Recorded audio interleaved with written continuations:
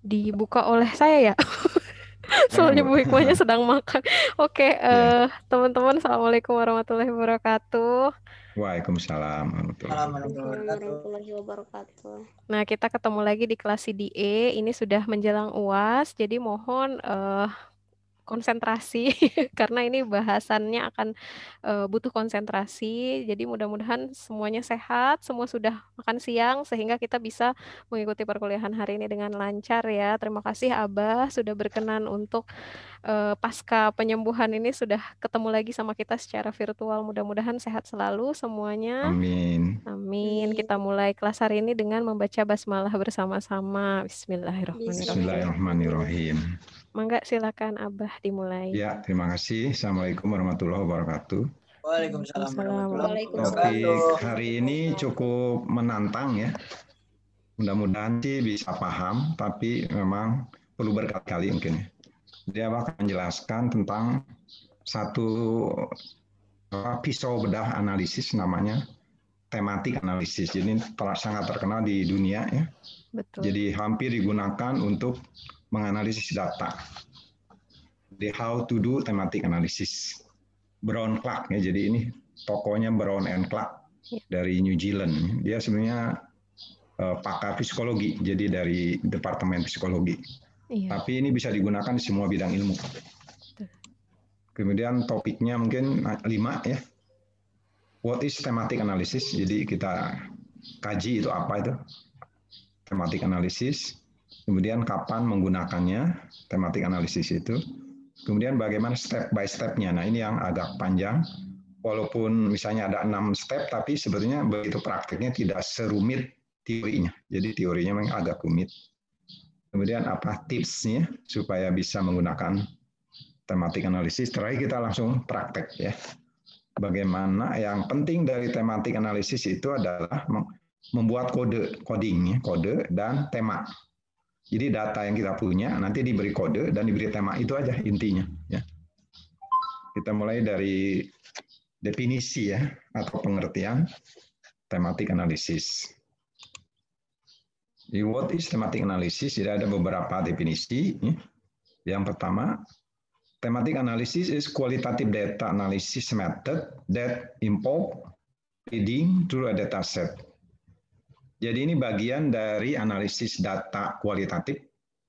Dalam arti data kualitatif itu data yang berupa kata, bukan angka gitu ya. Kalau data berupa angka namanya kuantitatif ya. Kalau ini datanya berupa kata-kata. Misalnya apa? Misalnya transkrip dari interview. Misalnya dari hasil diskusi kelompok atau dari reflective journal. Kemudian dari data interview, focus group atau reflective journal, kita sebagai peneliti mengenali pola-pola dan makna-makna yang ada di data tersebut. Jadi kita sebagai pencari pola, pola itu nanti kita beri kode, kode kemudian ditemakan, begitu intinya. Jadi kita misalnya menginterview partisipan, hasil interviewnya kita amati, ada pola apa di sini, hasil dari interview tersebut. Kemudian ada makna apa, nanti baru ditemakan. Itu pengertian pertama ya. Pengertian lebih lanjut hampir mirip ya. Jadi tematik analisis itu adalah metode bagaimana menganalisis data kualitatif berupa kata-kata, kemudian digunakan biasanya untuk menganalisis teks. Teks ini ya berupa interview, focus group, reflective journal. Kemudian si peneliti secara cermat atau secara mendalam menguji ada tema apa di dalam data tersebut. Misalnya ada topik apa, ide-ide apa, pola-pola makna apa yang berulang. Nah, jadi dalam data itu. Kemudian dengan singkat, jadi tematik analisis itu proses mengenali pola-pola atau tema-tema di dalam data berupa kata-kata atau bukan angka. Gitu. Itu pengertian tematik analisisnya. Bisa dipahami atau ada pertanyaan dulu? Boleh yang masih bingung mungkin ingin bertanya? Ya, silakan.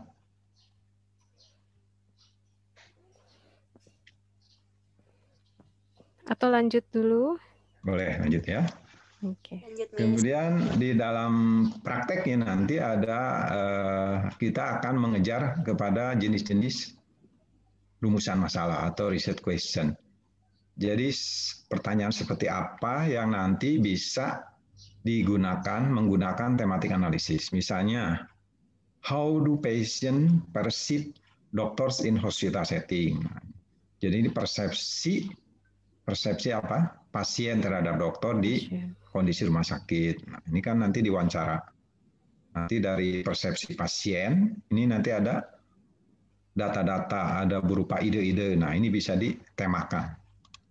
What are young women's experience on dating site? Nah, ini juga bisa. What are expert ideas on opinion about climate change? Bagaimana orang awam berpendapat tentang perubahan cuaca secara awam ya, bukan pakar. Misalnya hujan tidak merata ya, kadang-kadang di bulan September masih panas, nah itu apa saja silakan. Banyak banjir, banyak longsor. How is gender constructed is high school history teaching? What is the perception, persepsi of the pre-service teachers gain of professional development during an international teaching practicum? Bagaimana persepsi mahasiswa keguruan saat misalnya melakukan PLP, praktek mengajar, tetapi di internasional, misalnya di India, di Thailand, gitu. Nah, ini banyak sekali data-data yang bisa ditemakan. Gitu. Ya, ini pertanyaan-pertanyaan yang kira-kira nanti bisa menggunakan tematik analisis untuk pisau bedahnya ya. Iya. Oke, bisa dipahami? Berarti mungkin untuk mengkonfirmasi yang bisa kita bedah pakai tematik analisis adalah misalnya persepsi ya, Bah ya, terus Persepsi, ya.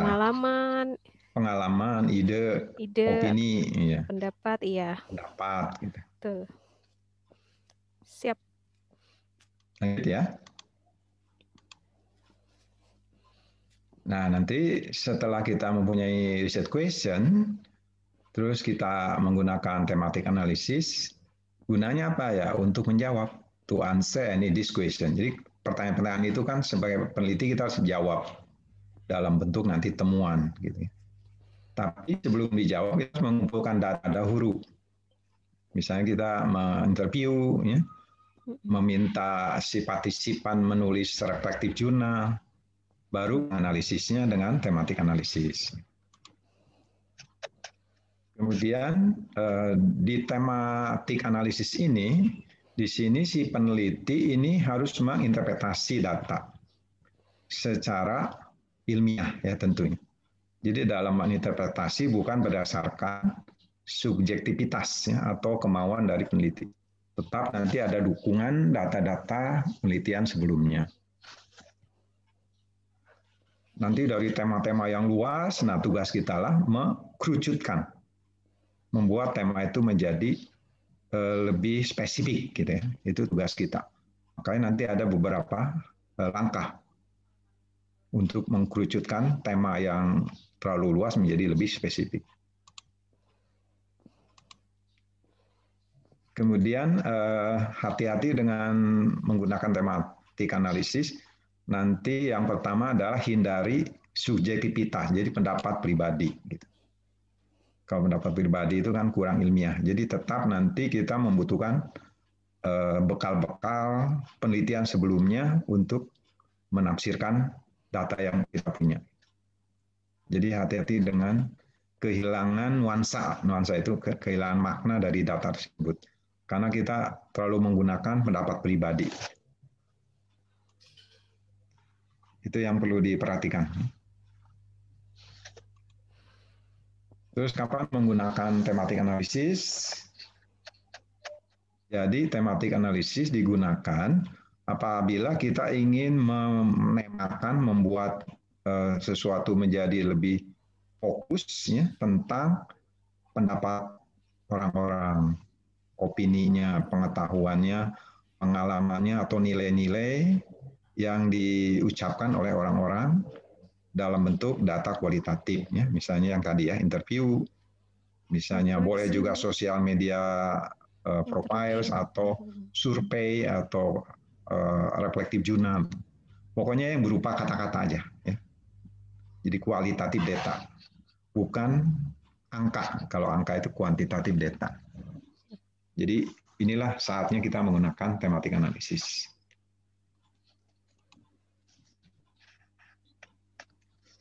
Nah, yang perlu ini pengetahuan. Jadi ada banyak pendekatan berbeda untuk menggunakan tematik analisis. Ya. Yang pertama nanti ada istilah pendekatan induktif dan deduktif. Apa itu? Ya. Jadi kalau induktif kita mendapatkan temanya dari data, gitu. Jadi kita menginterview partisipan, kemudian kita catat dengan seksama, kemudian kita baca berulang-ulang. Nanti baru dari hasil interview itu kita menemukan banyak hal-hal yang penting, misalnya opini yang membuat kita menjadi tercerahkan, gitu. Menjadi suatu dianggap sebagai kebaruan, gitu. Jadi betul-betul berdasarkan hasil data, gitu. Itu namanya induktif. Jadi kita sebelumnya belum tahu ini akan seperti apa, jadi kita berdasarkan data aja. Jadi dibaca, nanti ada prosesnya 6 langkah itu. Tapi betul-betul berdasarkan data. Nanti akan menggunakan teori apa, menggunakan pendekatan apa, itu kita tidak tahu. Itu namanya induktif. Ya. Induktif. Sebaliknya deduktif, ini untuk S1 ini lebih mudah deduktif sebetulnya. Jadi sebelum kita misalnya mendapatkan data, si data ini sudah kita atur. Misalnya saya ingin tahu pendapat dari partisipan tentang misalnya kesulitan mata kuliah CDA. Jadi apa tantangan dari mata kuliah CDA. Kemudian apa manfaat mata kuliah CDA. Jadi kita sudah di muka ya, di awal sudah kita tentukan akan seperti apa datanya. Nah itu namanya deduktif. Jadi untuk S1 sebenarnya deduktif. Tapi siapa tahu ya S1 juga ingin menggunakan induktif. Itu pilihan nantinya, ya. Paham nggak antara deduktif induktif? Berarti kalau deduktif itu kayak udah punya gambaran gitu ya, Pak ya? Ya, jadi nanti tinggal ditanya, laporkan itu aja udah, nggak usah mikir lagi gitu. Tidak perlu pusing si peneliti. Itu deduktif itu begitu. Kayaknya enakan kayak gitu ya, Pak ya? Iya sih. Kalau enaknya enak begitu. Tapi kan ada mahasiswa yang ingin tantangan ya. Jadi ingin belajar gitu, induktif. Jadi dia puas nanti. Jadi data mentah kemudian diolah, kemudian baru dia menemukan wah ini ada tema nih. Jadi beri warna boleh merah itu tema. Misalnya kepercayaan dalam speaking misalnya. Biru misalnya kekhawatiran dalam berbicara di depan kelas. Gitu. Jadi itu namanya coding, kode boleh pakai huruf, boleh pakai warna. Tapi nanti ditemakan. Itu induktif. Jadi induktif itu data didapat setelah kita betul-betul terima data. Akan seperti apa nanti kita belum tahu. Setelah data itu kita amati, kita baca berulang-ulang, diberi kode, diberi tema, baru nanti jadi temuan. Nah itu induktif. Kalau deduktif di awal kita sudah tentukan bagaimana pendapat partisipan tentang, misalnya kita mau mengajarkan reading, menggunakan literature circle ya, salah satu instruction atau pedagogi untuk mengajar reading. Ya sudah kita dari awal tentukan nanti tantangannya apa gitu. Terus manfaatnya apa seperti itu. Jadi sudah matang gitu. Kita dari awal kita datanya akan mendapatkan data seperti ini. Nah itu namanya deduktif. Iya, sudah diarahkan di awal ya. Sudah diarahkan di awal, nanti tinggal dilaporkan. Nggak usah mikir-mikir tema yang terlalu ribet. Betul. Jadi inductive approach involve allowing the data to determine your themes. Jadi data dulu baru dapat tema. Deductive approach involve coming to the data with some preconceived theme. Jadi tema sudah kita tentukan di awal akan seperti apa. Jadi teorinya seperti apa, knowledge yang ingin didapatkan seperti apa itu di awal. Kalau induktif di akhir gitu aja. Sama seperti mengajar grammar juga ada istilah itu sama. Inductive way, gimana mengajar grammar inductive way? Misalnya diberi dulu contoh-contoh kasus, nanti di akhir baru disimpulkan, itu namanya inductive way. Ya. Kalau deductive way, misalnya mengajarkan simple present, langsung diberi rules-nya. Simple present itu subjek, ditambah dengan verb 1, nah nanti baru diberi latihan berdasarkan pola itu. Itu namanya deductive. Hampir mirip. Jadi ini di dalam tematik analisis juga hampir mirip. Induktif, kita dapat data, diulik dulu, baru dapat tema dan kode. Deduktif, dari awal kita sudah tentukan akan ingin dapat data seperti ini, tinggal melaporkan. Ya, itu pendekatan berbeda di tematik analisis. Nanti Abah berikan kasus-kasus ya, dua pendekatan ini.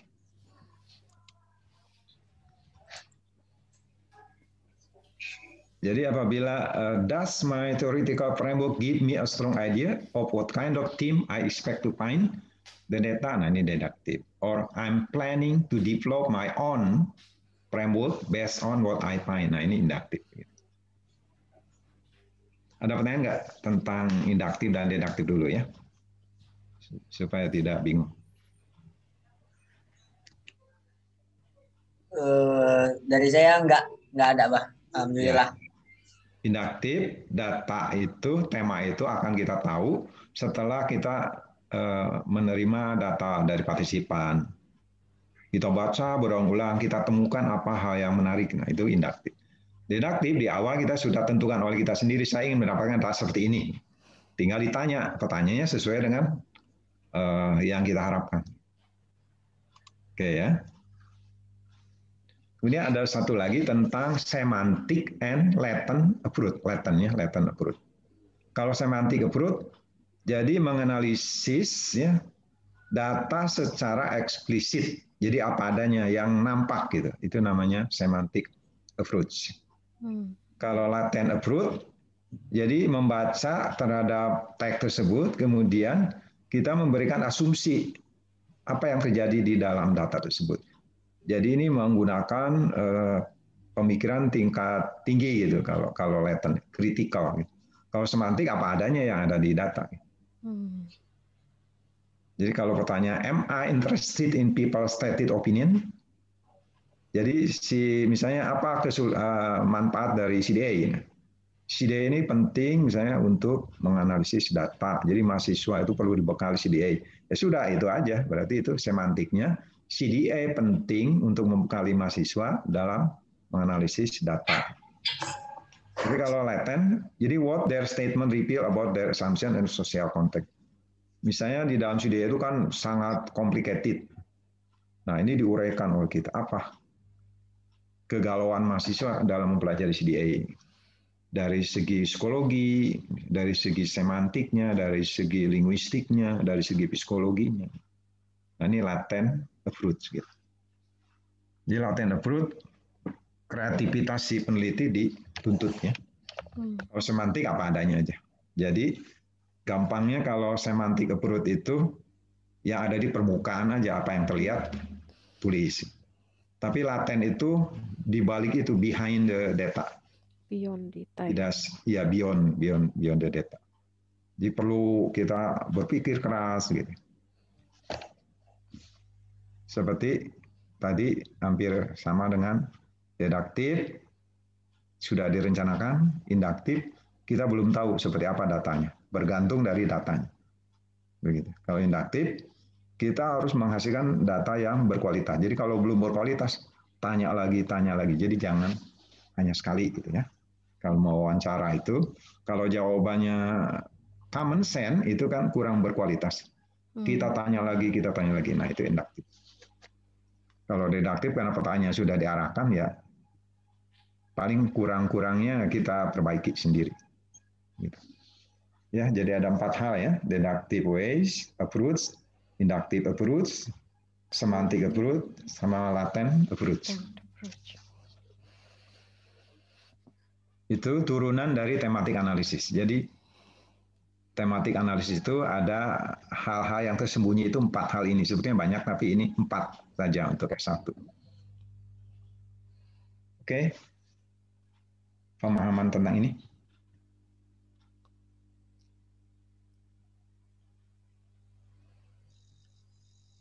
Laten itu tadi kebalikannya ini Bah ya, kebalikannya semantik ya.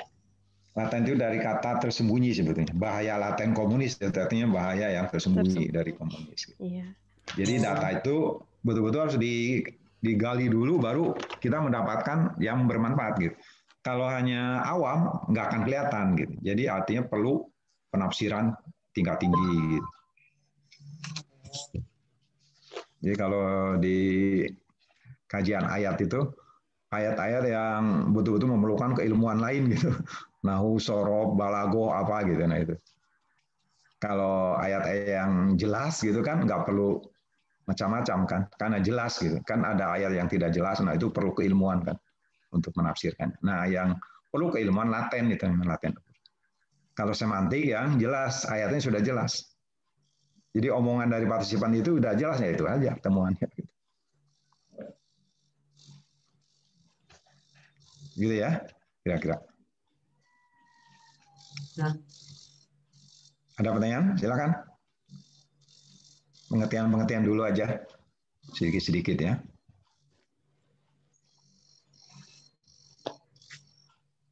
Ya, dilanjut. Lanjut aja Bang, saya alhamdulillah. Atau yang lain. Nah, ini simpulannya. Inductive way, jadi coding and team development, jadi pengembangan kode, tema, itu diarahkan berdasarkan data yang tersedia. Jadi isi data seperti apa. Deductive way, pengembangan tema dan kode itu diarahkan berdasarkan konsep yang sudah kita siapkan, jadi existing concept or ideas. Semantic way, jadi pengembangan pemberian kode, tema, itu terwakili dari data yang apa adanya, eksplisit. Kalau latent way, jadi pengembangan pemberian kode, tema itu berdasarkan asumsi kita. Jadi menafsirkan kembali, menginterpretasikan di balik data itu ada apa. Nah ini kan butuh keilmuan. Jadi latent way untuk mahasiswa yang suka tantangan gitu ya. Kalau semantic way, mahasiswa yang tidak suka yang ribet-ribet, apa adanya aja. Inductive way sama ya. Jadi yang lebih mudah itu deductive way dan semantic way ya. Jadi ini mah yang nampak gitu. Betul-betul nampak. Inductive way dan Latin way ini yang tidak nampak oleh mata biasa, jadi perlu penggalian. Baru kita bisa menghasilkan data.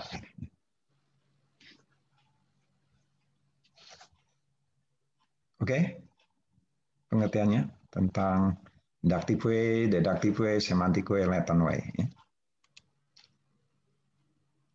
Nah, ini pendapat dari Brown Clark tentang semantik dan latent ya. Kira-kira sama lah. Semantik itu datanya eksplisit apa adanya atau maknanya jelas ya, bagi orang awam pun jelas.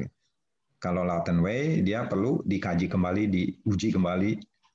Di balik itu ada apanya. Jadi butuh asumsi kita, konsep-konsep kita, ideologi kita, teori-teori yang kita kuasai. Jadi butuh keilmuan lebih.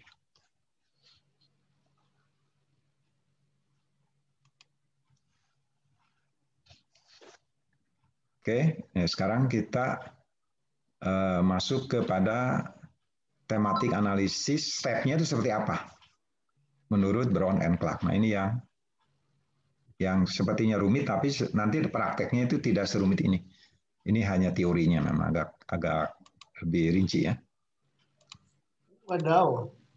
Nah ini, jadi yang pertama kita harus mengenali data ini. Misalnya kita menginterview partisipan, nah kita terima datanya, kalau ada yang kurang, kita minta kembali, kita tanya kembali sampai data itu lengkap. Setelah data itu lengkap, nah di sini diadakan proses baca lagi, baca lagi gitu. Sampai kita betul-betul mengenali data itu apa, ini isinya apa. Itu yang pertama, familiarize yourself with the data. Jadi kita mengakrabkan diri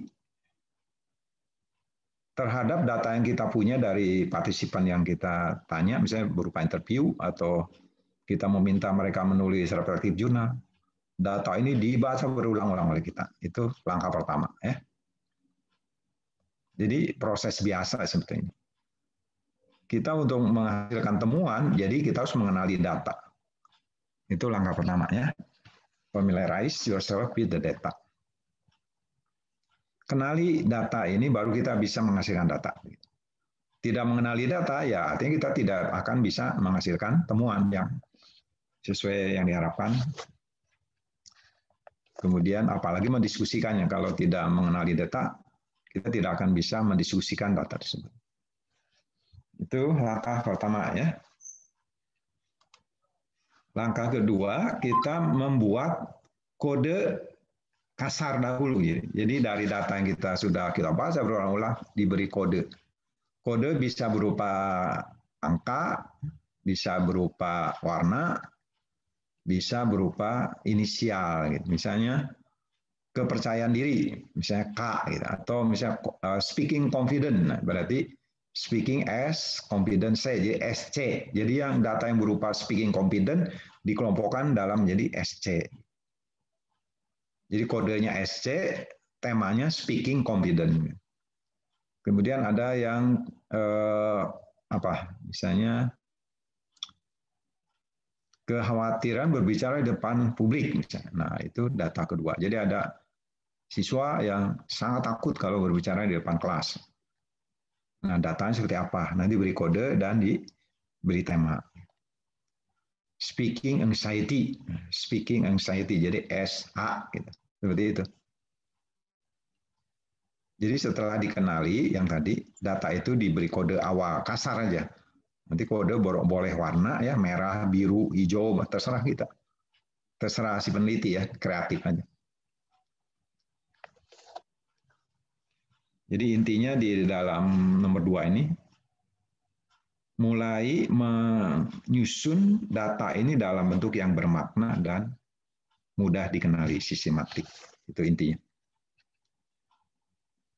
Oke? Kenali data dengan cara baca, diulang-ulang. Kemudian beri kode data tersebut. Pakai warna boleh, pakai huruf boleh, pakai angka boleh. Misalnya nomor 1, 2, 3, dan sebagainya. Jadi yang berhubungan dengan data nomor 1 berarti satu jenis, ya. Nomor 2 jenis lain, nomor 3 ya jenis lain lagi. 3 cari tema, jadi kode tema, jadi satu paket. Apa itu tema? Jadi tema itu pola, ya, pola yang merepresentasikan dari data, ya. Pola dari data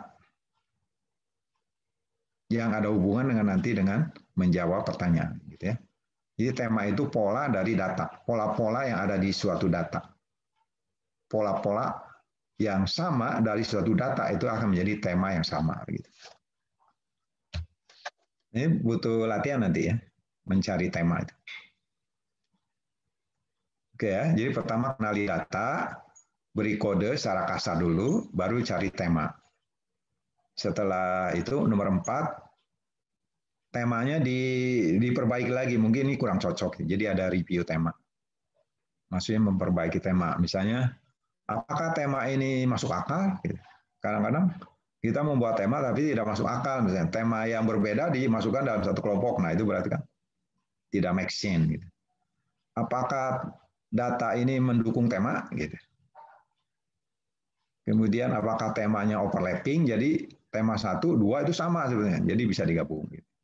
Ini yang nomor 4, proses review tema. Ya. Jadi tema ini di review lagi. Ini cocok tidak nih? Tema 1 sudah satu kesatuan belum? Atau tema 1 dengan 2 sebetulnya ini bisa digabung gitu nanti. Jadi ada proses bagaimana tema-tema ini di review lagi, ya, dinilai lagi, dievaluasi lagi. Terus nomor 5, mendefinisikan tema. Tema itu namanya apa?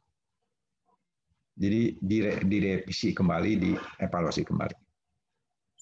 Terakhir baru menulis laporan. Jadi intinya sebetulnya 2 menurut saya. 3 dengan menulis laporan. Pertama, kenali tema. Kedua, tema itu diberi kode dan diberi tema. Terakhir, menulis. Jadi ada 3 hal menjadi 6 langkah. 6 langkah itu karena kan tema itu diulang lagi cocok tidak gitu kan. Sama dengan kode. Begitu. Paham nggak? 6 langkah ini. Nah, jadi mengenali tema, kemudian tema itu diberi kode kasar dulu, kode inisial code, kemudian dicari temanya apa nih dari kode ini, kemudian direview lagi temanya cocok tidak, masuk akal tidak, kemudian baru diberi nama tema itu apa, definisikan, baru jadi menulis kotak. Kode apa? Kita nyari kode per temanya, nyari tema per kodenya juga ya, Bah ya? Tema dengan kode itu satu paket ya. Oh iya. Seperti tadi misalnya speaking confident, nah misalnya kodenya 1 atau pakai huruf awal aja inisial S, C gitu, speaking confident. Oh iya. Okay. Jadi kodenya SC, temanya speaking confident gitu, seperti itu. Atau speaking confident dari data wawancara mahasiswa diberi warna merah boleh, nanti yang kekhawatiran berbicara di depan kelas biru gitu. Tergantung nanti ada berapa tema, 2 tema boleh, 3 tema boleh, jangan terlalu banyak ya tema itu. 3 juga udah cukup banyak. Sehingga nanti waktu kita mengambil data, kita harus mengarahkan ke tema-tema tersebut. Kalau redaktif. Kalau inaktif, tidak tahu kan nanti setelah data terkumpul baru kita tahu ada tema apa di data tersebut. Yang nanti kita laporkan di bab 4 ya, kalau deskripsi nanti bab 4, findings, temuan. And discussion. Nah, discussion itu didiskusikan tema itu, data itu, didukung oleh referensi. Referensi yang ditulis nanti di bab 2, kajian pustaka. Jadi intinya 3 sebetulnya ya. Kenali data, dibaca berulang-ulang. Sudah data itu kita paham, kasih kode secara kasar, diberi tema yang cocok, temanya dievaluasi lagi, diberi definisi tema, baru menulis laporan. Begitu. Sebenarnya 3 ya. Kenali data dengan baik, kemudian coba kita berusaha memberi kode dan tema yang baik, dan tulis hasilnya, laporan. 3 aja sebetulnya, tapi ini lengkapnya 6 ya. Karena memberi kode dan membuat tema ini dilakukan berulang-ulang. Kenapa? Supaya nanti saat menulis laporan tidak terjadi tumpang tindih, terjadi misalnya tema tidak masuk akal, seperti itu. Menghindari itu saja. Oke. Jadi yang terakhir itu menulis laporan, writing up, namanya banyak ya, produce the report atau write your narrative. Intinya melaporkan temuan. Ada pertanyaan nggak tentang step by step-nya? Ya, ini sama saja dengan berbagai bentuk ya. Jadi fase-fase melaksanakan analisis tematik. Oke, nanti kita langsung kasus ya, supaya bisa paham. Praktek sekarang ya. Jadi praktek bagaimana membuat kode dan membuat tema. Intinya itu aja. Yang pertama kan hanya baca.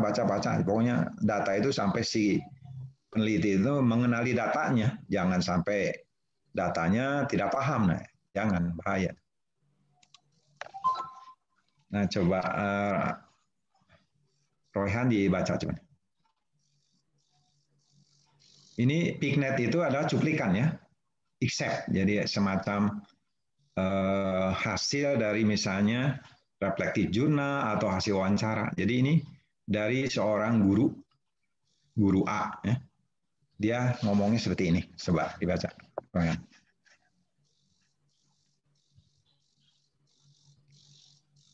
Silakan Royhan dibaca.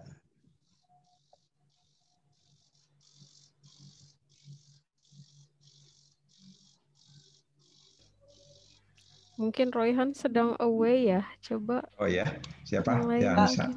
Kenapa? Oh, Miss, maaf Miss. Ya, ini dibaca, Royhan minta Royan. tolong dibaca Dibaca coba. teksnya. Oh, siap-siap. Practicing how to generate code and them. For more than 25 years, Teacher A has taught English to secondary school students in an EFL context. Nah, sudah sampai situ. Baca lagi, Rohan, sekali lagi gitu. Dibaca. Nah, itu yang pertama tadi. Yang pertama, Familiarize data. for more than 25 years, Teacher A has taught English to secondary school students in an EFL context. Ya, apa itu maknanya? Maknanya nih, maknanya kan. Jadi sudah lebih dari 25 tahun teacher si guru itu sudah mengajar bahasa Inggris di sekolah secondary school, itu sekolah dasar SMA ya? Oh, SMA ya? SMA. SMA dengan Dalam konteks konteks EFL, dalam konteks bahasa Inggrisnya EFL. bahasa asing ya, misalnya di Ya. Indonesia. English Terus as a foreign berikutnya? language. Apa? Berikutnya, terus?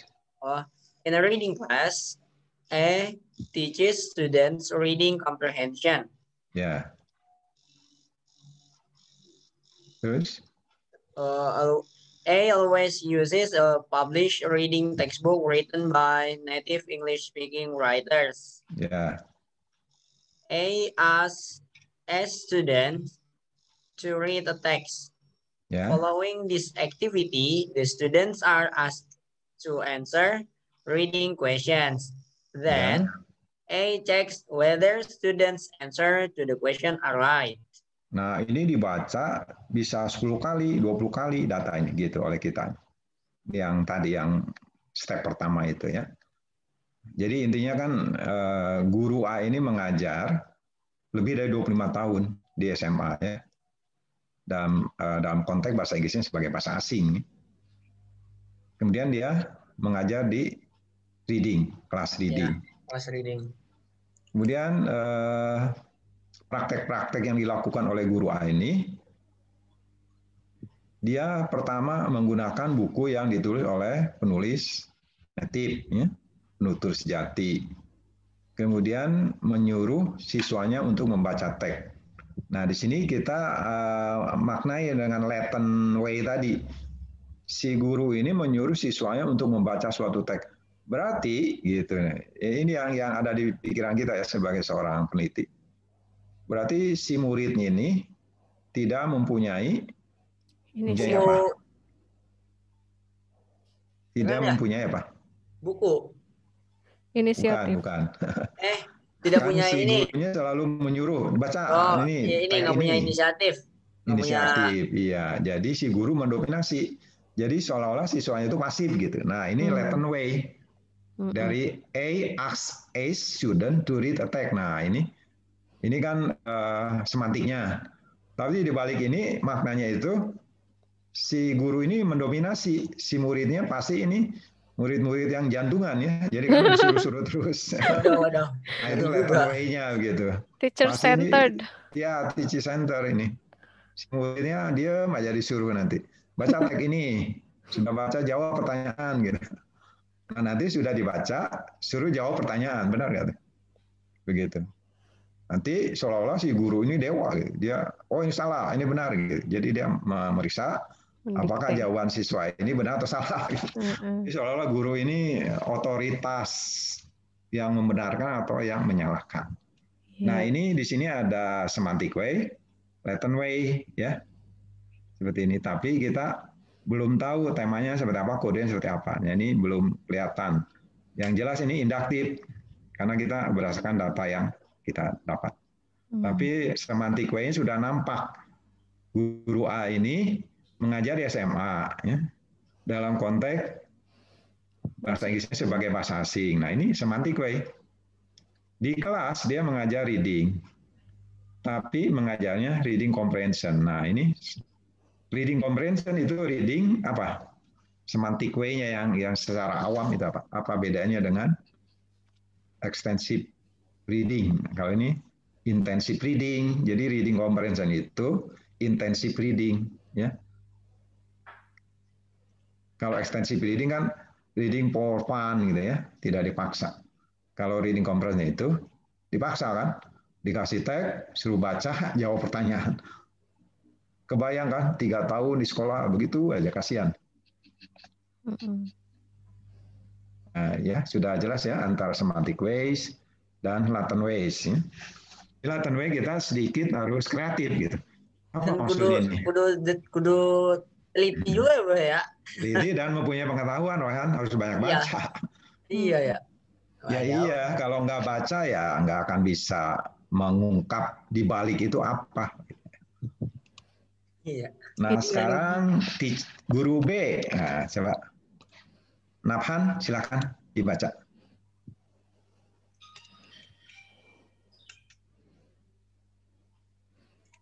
Silakan Nabhan.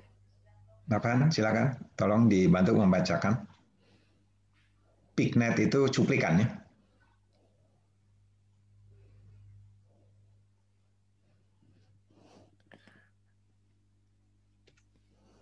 Nabhan apa ada? Atau yang lain, silakan siapa? Yang lain boleh. Wawa. Wawa, silakan. Wawa. Yuk, Wak. Ayo, silakan. Kita mengamati semantic way dan latent way aja ya. Karena kan ini induktif. Akan seperti apa datanya, nanti kita akan cari kode dan tema dari sini.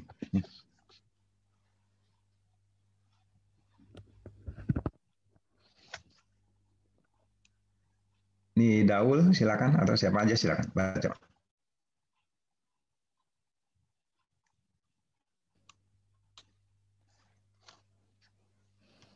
Nida. Ada Ya, tidak Nida? Silakan. Malu-malu kucing. Siti Hafsah. Ya, Siti Hafsah. Saya cat. Cat.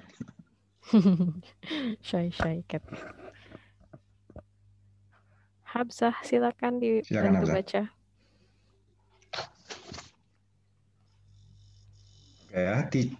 Teacher B has taught English for 5 years in an IRL secondary school context. Bedanya kalau guru A ini 25 tahun, dia baru 5 tahun. Junior. Sama di kelas reading. B, nah ini perilakunya, prakteknya, provide students with an opportunity to navigate and read a text in which they are interested in. Beda dengan guru A di sini ya. Ini semantic way-nya. Si guru B itu menyiapkan, memberikan kesempatan. Silakan cari tag-nya, terserah siswa mau seperti apa gitu. Yang mereka sukai. Nah, kalau di sini disiapkan bukunya dari buku yang ditulis oleh native speaker. Nah, itu semantic way-nya. Di balik ini berarti latent way-nya, guru B ini memberikan kesempatan siswanya berkreasi dan tidak mendominasi ya. Bukunya ini tidak ya. Tag-nya silakan cari sendiri gitu. Nah, itu latent way-nya. Kemudian the student say the chosen tag with each other and discuss the tag. Kalau di sini mereka sharing tag-nya apa yang mereka dapat, kemudian di-sharing ke kelas ya. Kemudian diskusi tag ini. Di sini terjadi kemerdekaan dari siswanya. Siswa merdeka, tidak tertekan di sini. Ini latent way-nya gitu. Kemudian student can focus on both language and content. Jadi yang fokusnya baik bahasanya maupun isi tag-nya. Misalnya kenapa konten? Karena di sini dibebaskan dia mencari dan membaca tag-tag yang mereka sukai. Mungkin tentang K-pop gitu. Tentang food, popular food misalnya. Kalau di sini di guru A ini dari buku yang sudah jadi gitu ya, bukunya sudah ada. Jadi tag-nya sudah sesuai dengan yang ada di buku. Kemudian after they discuss the tag in terms of these two foci, the student present what they learn from this. Kemudian dia diskusi ya apa yang mereka dapatkan dari tag tersebut, dari kontennya maupun bahasa-bahasanya, grammarnya dan sebagainya. Jadi data ini mengandung semantic way dan latent way. Gitu. Paham ya tentang semantic way, latent way? Ya. Ya, latent way itu kita harus mempunyai pengetahuan ya.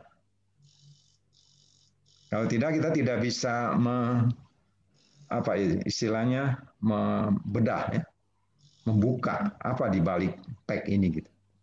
Kalau tidak punya pengetahuan kan tidak bisa membuka. Kan awam gitu ya. Kalau awam apa adanya aja nih. Tapi kalau kita punya pengetahuan, banyak baca, banyak mempunyai referensi, baru kita paham nih.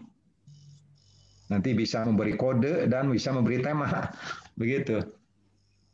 Iya. Jadi memberi Oke. kode dan tema itu bergantung pengetahuan yang kita punyai gitu. Semakin kita kurang mempunyai pengetahuan, semakin sulit memberikan kode dan tema. Gitu. Semakin kita kutu buku ya, banyak baca, referensinya luas gitu, yang kita baca luas, semakin mudah gitu. Kembali ke mahasiswa nanti ya. Jadi kalau misalnya kesulitan menganalisis data, artinya kurang baca, terlalu lugu gitu ya. Jadi apa yang diberikan dosen misalnya, kalau mahasiswa yang kreatif itu ya di luar yang diberikan referensi dari dosen, dia mencari lagi, tidak puas dengan yang ada. Nanti memudahkan mencari kode dan tema. Gitu. Paham nggak? Ini gambaran Paham. aja. Ya. Nah sekarang kita dari dua cuplikan data ini kita mengkontekkan sebenarnya tentang apa sih ini gitu. Jadi Oh, konteksnya tentang apa ini antara guru A dan B ini? Coba silakan ini mahasiswa. metode ajar di kelas reading. Ya pengajaran reading. Nah itu konteksnya itu kan. Apalagi? Terus tadi tuh apa mungkin perbedaan sifat muridnya dalam pembelajaran kelas dalam belajar di dalam kelas reading. Ya Kan itu praktek yang dilakukan guru ya. Praktek mengajarkan readingnya gitu ya. Terus dari data ini apa lagi? Media keyakinan gurunya. Kalau guru A dia berfokus kepada buku yang ditulis oleh native, jadi seolah buku yang ditulis oleh bukan native dia kurang yakin, tidak percaya lah. Kalau ini dibebaskan, kalau guru B ini silakan cari sendiri tagnya di internet gitu ya, navigasi ya. Nah jadi dari sini kita belajar mengkontekkan. Pertama konteksnya tentang IAP reading class ya tadi itu ya. Kemudian ada dua guru yang diinterview dan diamati. Kemudian mereka pengalaman mengajarnya yang satu 25, yang satu 5 tahun. Praktek mengajarnya yang satu mendominasi, yang satu memberikan kemerdekaan. Kebebasan. Iya. Ya, reading classes. Nah, ini menjadi tema ini. To teacher interview and observe, different teaching experience, different teaching practices. Nah, ini sudah tema ini. Jadi konteks itu tema. Paham nggak? Ya. Iya, di sini. For more than 20 years. Nah, ini pengalaman guru. Teacher B has taught English for 5 years. Ini 25 years. Dia mengajarnya reading. Nah, ini tema. Tentang reading comprehension. Kalau ini mendominasi karena menyiapkan teksnya dari buku yang tertentu. Menyuruh, membaca, suruh menjawab gitu. Nanti diperiksa oleh guru tersebut. Benar atau salah. Di sini tidak diskusi, siswanya sharing gitu. Nah, ini tema-tema ya. Jadi tema itu ini gitu. Paham ya?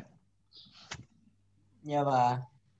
Nah, ini nanti bisa jadi temuan bagaimana tentang praktek pengajaran reading di konteks EFL. Terus bagaimana pengalaman guru hasil interviewnya. Pengalaman mengajarnya, misalnya ditanya lagi selama 25 tahun, apa saja perubahan-perubahan yang terjadi tahun 1 sampai ke 5 apa prakteknya. Ini bisa temuan. Kemudian praktek mengajarnya yang tadi ini bisa diuraikan oleh kita jadi temuan. Di sini mendominasi, di sini tidak, di sini memberikan teksnya secara sepihak gitu. Siswa tertekan, di sini siswa bebas ya. Dibebaskan berkreasi. Itu tentang konteks. Jadi konteks itu tema itu sebetulnya. Jadi apabila kita memahami konteks data, itu adalah temanya. Begitu. Kemudian data itu tadi ada semantik yang nampak ya, di permukaan, ada yang perlu digali. butuh referensi lain gitu. Oke. Nah, sekarang mengkodekan dan mengkategorikan data-data tadi. Teacher A itu dia mengajarkan reading comprehension. Kemudian dia menggunakan textbook yang sudah jadi, yang ditulis oleh native speaker. Kemudian prakteknya bertanya dan menjawab, latihan bertanya dan menjawab. Jadi bagi guru A, reading itu sebagai proses otak ya, kognitif. Jadi reading as cognitive process. Nah ini butuh yang tadi ya, butuh referensi. Jadi kita harus baca tentang pelajaran reading, teknik reading, mengajar reading. Apa itu reading, bagaimana teknik mengajar reading. Kalau sudah membaca itu secara luas, nanti kita akan tahu, oh si guru A ini reading itu sebagai cognitive process. Sedangkan guru B prakteknya beda dia. Dia itu autonomous reading, memberikan kebebasan kepada siswa. Cari sendiri teksnya, ya, navigasi sendiri. Sehingga kalau ini textbook, kalau guru B, authentic text. Apa bedanya itu antara textbook dan authentic text? Kalau textbook ya hanya berpaku dengan buku yang dia pegang gitu, Bu. Ya. Kalau authentic? Authentic dia ya memperbanyak referensi gitu kan sih. Maksudnya dari mana aja gitu, nggak mesti dari buku itu aja. Ya, itu jadi kan, kalau textbook itu memang digunakan untuk pembelajaran secara formal di kelas, itu namanya textbook. Kalau otentik, teks-teksnya itu bukan untuk pembelajaran di kelas.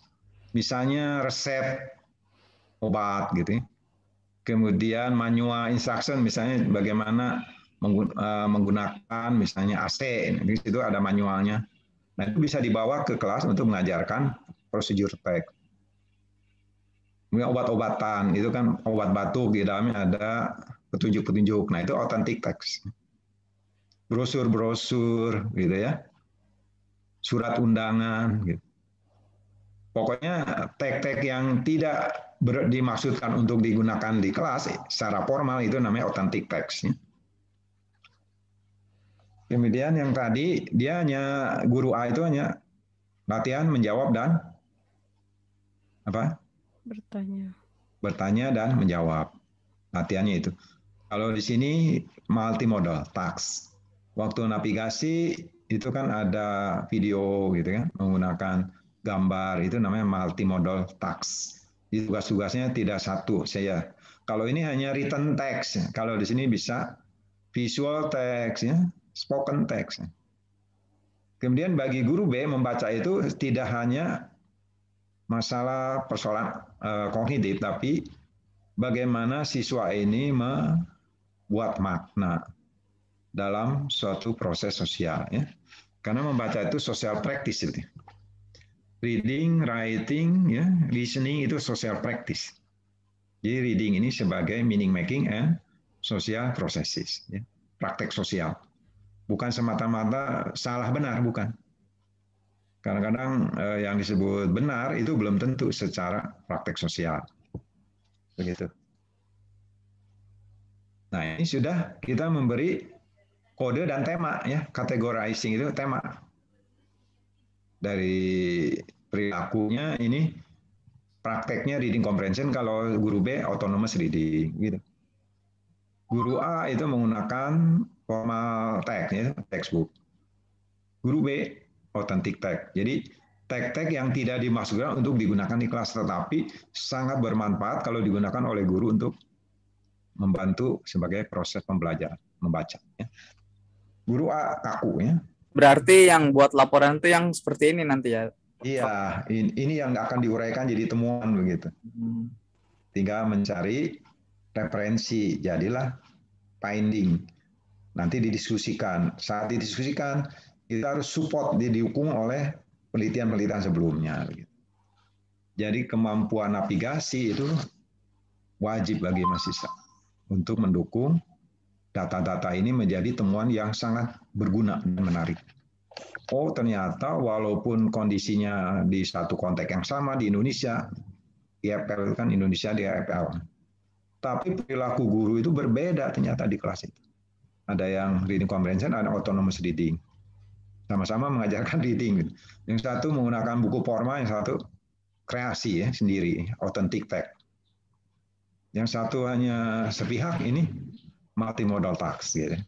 Yang satu guru ini menganggap reading hanya sebagai proses otak, proses nalar, tapi di sini lebih diluaskan sesuai dengan perkembangan temuan-temuan keilmuan yang baru, yaitu tentang genre based, ya, SFL, ini kan meaning making, social practice, ya, social processes.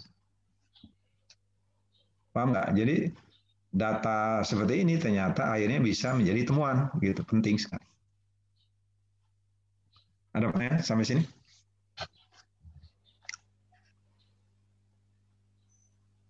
Nah, akhirnya ya, dari tema-tema yang didapatkan dari dua data ini, A dan B ini, kita turunkan kembali. Nah, di sini dibutuhkan keilmuan lagi. Jadi ternyata di sini ada filosofi pengajar antara guru A dan guru B. Pertama, what is reading? Nah, di sini, karena dia reading comprehension. Tapi di guru B ini what is language? Jadi lebih ke bahasa secara luas. Terus how is reading learn? Kalau sini how is language learn? Kenapa language? Karena di sini menggunakan authentic text, autonomous reading, multimodal text. Jadi ini lebih ke language secara umum. Kalau ini betul-betul fokus ke reading aja, sempit ya. Bagaimana reading diajarkan ini, bagaimana bahasa diajarkan begitu. Ini lebih luas lagi ya, teaching filosofinya. Jadi guru A hanya reading aja, tapi guru B sudah ke language. Language itu kan lebih luas dari reading. Reading social practice. Malah di sini reading cognitive process. Di sini reading meaning making and social processes.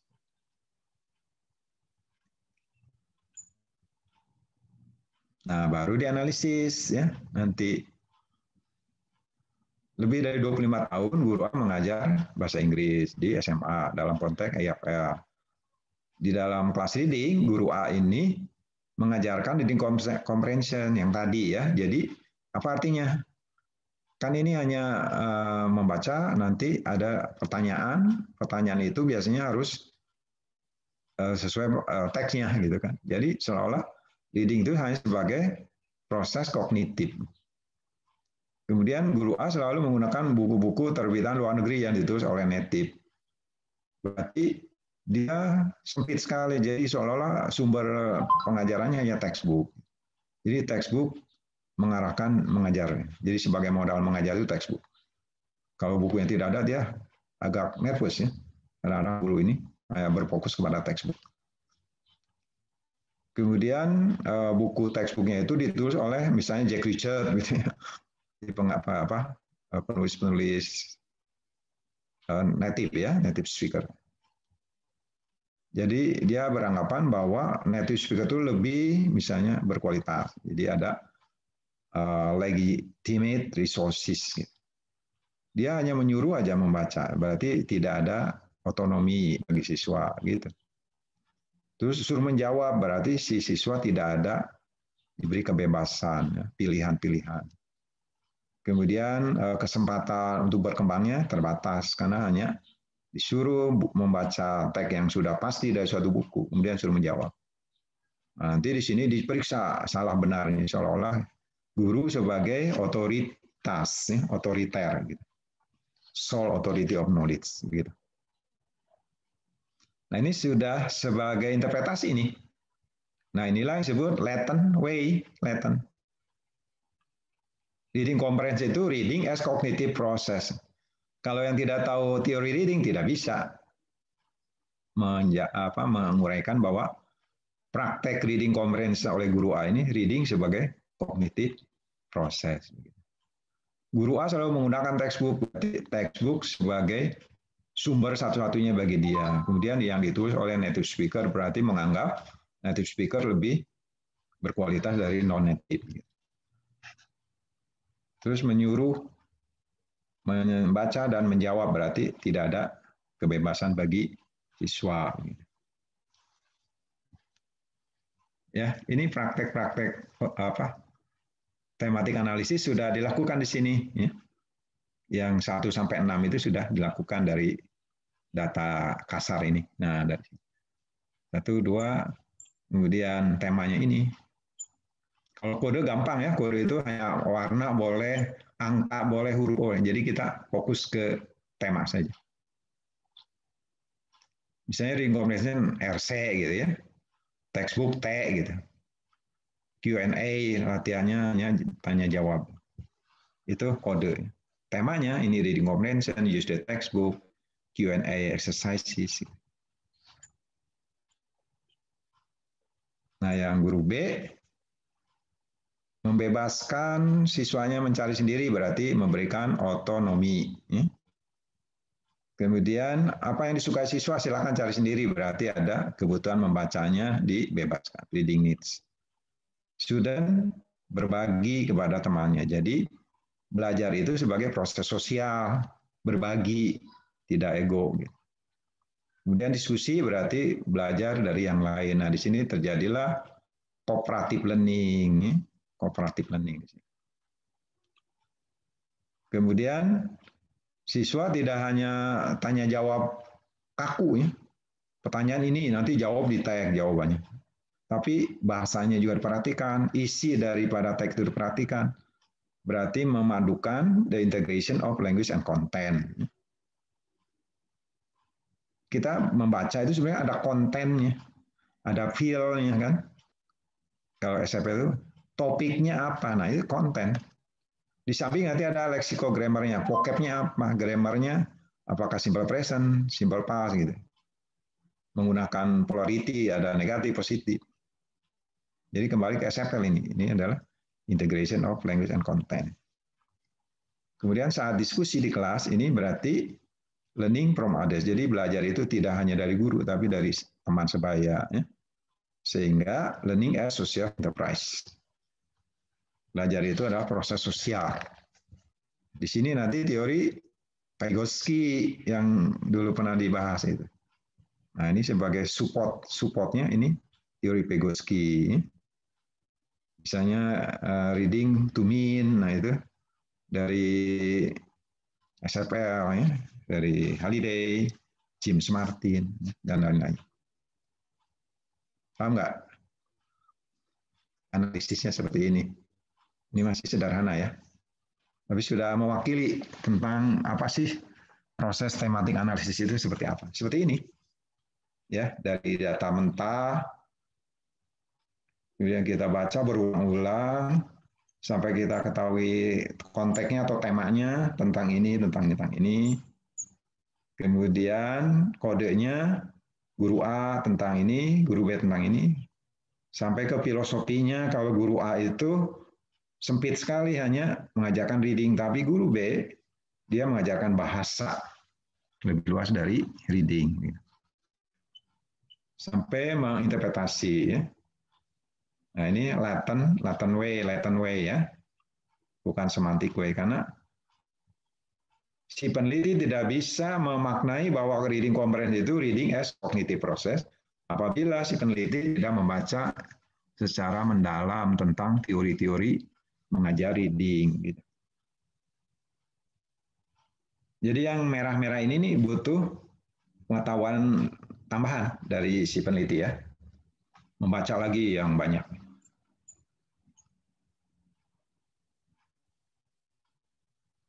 Itu dulu mungkin sementara ya. Nanti direfleksi dulu. Kita lanjutkan lagi minggu depan lebih banyak contoh-contoh lagi. Itu induktif, nanti minggu depan diberi contoh deductive way gitu.